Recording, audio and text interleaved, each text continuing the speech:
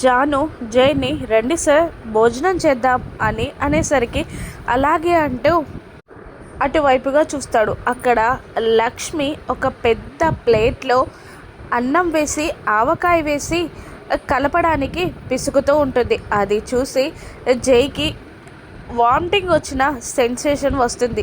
ఇక పక్కనే ఉన్న జై అంతరాత్మ చి ఏంట్రా నీ బతుకు, ఇప్పుడు వెళ్ళి వాళ్ళతో పాటు నువ్వు తింటావా అని వెటకారంగా అంటూ ఉన్నా పట్టించుకోకుండా జానుని తప్పించుకోలేక వెళ్ళి వాళ్ళతో పాటు తినడానికి కూర్చుంటాడు. అక్కడ లక్ష్మి ప్రేమగా అన్నం ఆవకాయ కలిపి శ్రీనివాస్కి నోట్లో తినిపిస్తుంది. అది చూసి వామ్మో అన్నట్టు ఓకారం వచ్చినట్టు ఫీల్ అవుతూ ఉంటాడు జై.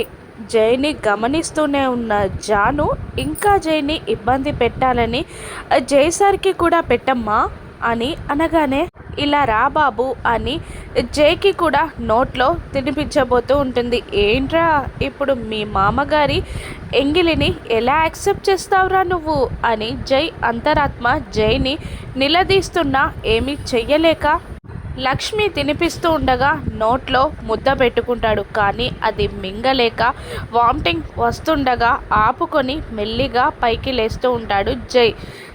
అప్పుడు శ్రీనివాస్ అన్నప్రాసన రోజున ఆవకాయ తిన్నట్టు మన భాషలో మన పద్ధతిలో తినిపించేసరికి బాబుకి కాస్త ఇబ్బందిగా ఉన్నట్టుందమ్మా అని శ్రీనివాస్ అనేసరికి జై ఇక తట్టుకోలేక అక్కడి నుండి పారిపోగా మారాలి అనుకుంటున్నారు కదా నాన్న, ఇవన్నీ సరికి మంచివే అని అంటూ ఉంటుంది జాను. బయటికి వెళ్ళిన జై వామిటింగ్ చేసుకుంటూ పక్కనే ఉన్న పిఏ భుజంపై చెయ్యి వేసి ఊపిరి పీల్చుకుంటూ ఉండగా ఇదిగోండి సార్ అని మంచినీళ్ళ గ్లాస్ని అందిస్తుంది Janu.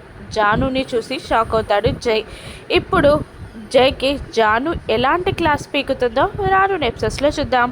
Thank you for watching.